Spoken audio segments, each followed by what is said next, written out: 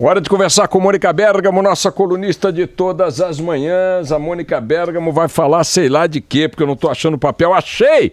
Cesare Battisti. Italiano, Cesare Battisti, bom dia a todos. Bom dia, Mônica. Bom dia a todos. Pois é, na próxima semana, a primeira turma do Supremo Tribunal Federal toma uma decisão sobre a tramitação do caso de Cesare Battisti na Corte. É uma decisão que parece assim burocrática, sem muita importância, mas, na verdade, na prática, ela pode selar o destino dele no país. A primeira turma, ela vai decidir se o Battisti vai ser julgado por ela mesma, pela própria turma, um colegiado de 5 ministros, ou se o caso dele vai ao plenário, que é o colegiado total de 11 ministros do Supremo. É uma discussão jurídica, mas o que está em jogo é se ele vai ser julgado nessa turma, em que o placar, imagina-se, tenderia a ser favorável a ele, a permanência dele no Brasil, ou se o Battisti vai para o plenário, onde as suas chances são consideradas bem menores. O italiano, acusado de integrar um grupo guerrilheiro em seu país nos anos 70, de ter cometido vários crimes, rodou o mundo até chegar ao Brasil, onde ele foi preso. Depois de uma intensa campanha, ele acabou ganhando status de refugiado, dado pelo governo do Lula. A Itália pressionou muito pela extradição, mas depois de uma disputa jurídica, depois de, como eu disse, uma campanha intensa, Lula acabou negando a extradição, garantindo a permanência dele no Brasil. Agora o Temer ameaça extraditá-lo. E o que se discute no Supremo é se um ato jurídico perfeito de um presidente anterior pode ser, inclusive endossado esse ato pelo próprio tribunal, na época, né, pode ser desfeito numa canetada por um outro presidente posteriormente.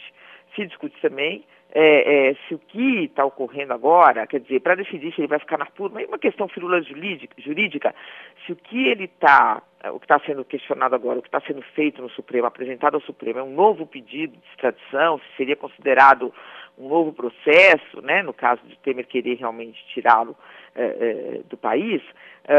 Se for um novo processo, o entendimento é que vai ficar na turma esse processo, mas se for um exame de atos presidenciais, aí teria que ir para o plenário.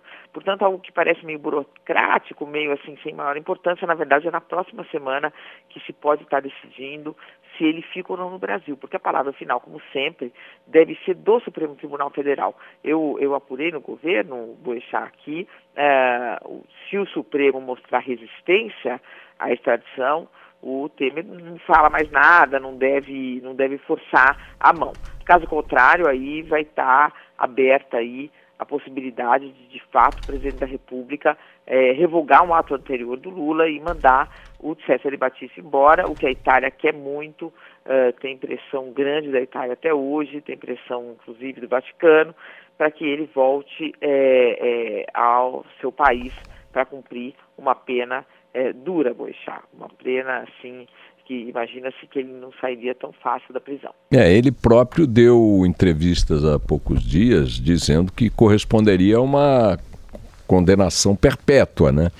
Exatamente. A mulher dele, eu dei até essa notícia na Folha de São Paulo, a mulher dele escreveu uma carta também para Carmen Lúcia de próprio punho, dizendo que se isso ocorrer, ela vai ter que viver um luto, porque ela e o filho, né? Ele tem um filho, se não me engano, de 4 ou 5 anos.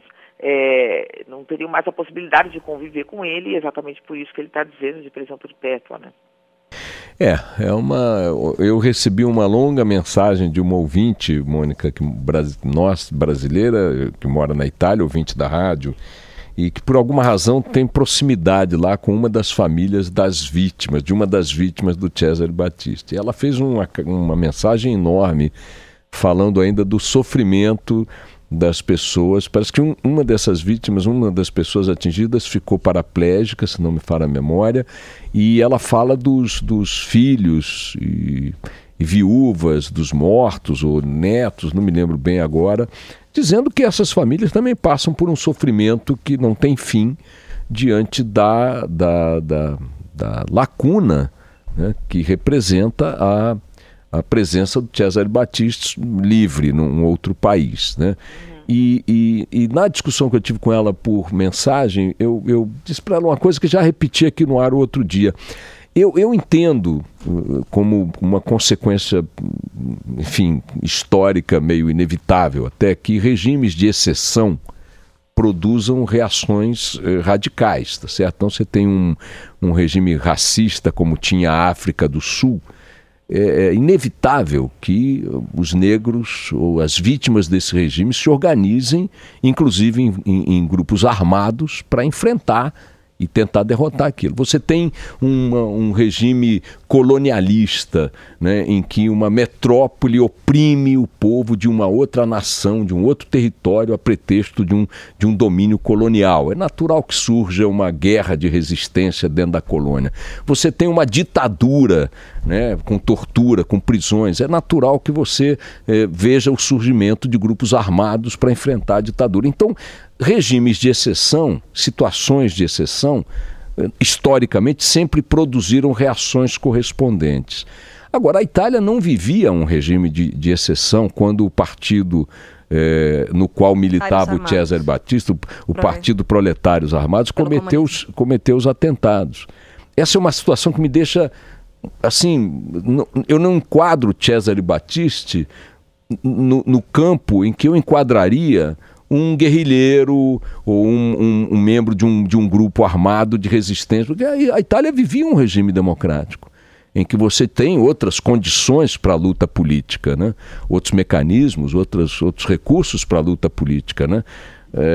Enfim, e os mortos também, não sei se todos, mas alguns eram cidadãos comuns. Parece que Boechat quer relembrar a história. Um sobrevivente, Alberto Torregiani, tinha 15 anos quando foi baleado na coluna durante esse ataque cometido por 3 integrantes dessa organização extremista Proletários Armados pelo Comunismo. Tinha como alvo o pai desse rapaz, do Alberto, comerciante, foi assassinado na presença dos 2 filhos em uma rua de Milão em 16 de fevereiro de 79. E era considerado pelo grupo como justiceiro de extrema-direita. Ele reagiu a um assalto dias antes e matou o assaltante.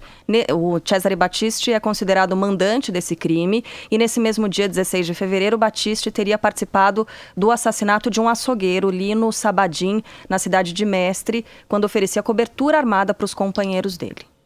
Então, enfim, lembrando que ele nega muito dessas coisas, né? Não, claro, eu não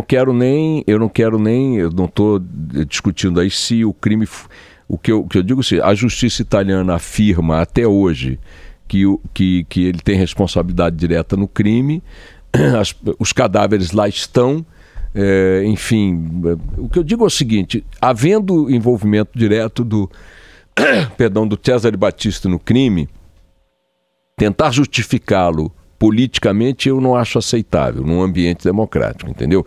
Se ele esteve envolvido no crime ou não é uma discussão que eu não tenho elementos aqui para colocar. Se esteve, a tentativa de dar-lhe cobertura pelo aspecto político não me parece razoável, dada a situação de democracia que se vivia e se vive até hoje na Itália, né? Mas, enfim, a Mônica está prevendo aí, está dando essa informação aí nos bastidores de que a tendência é ruim para ele, então, no Supremo, né, Mônica? Se for ao plenário, sim. Se for ao plenário, sim. E a disputa agora, então, vai para o plenário ou fica nessa turma, né? A primeira turma tem o Luiz Roberto Barroso, que eu acredito que não deve votar, que foi advogado dele, foi a pessoa que conseguiu a manutenção dele no Brasil.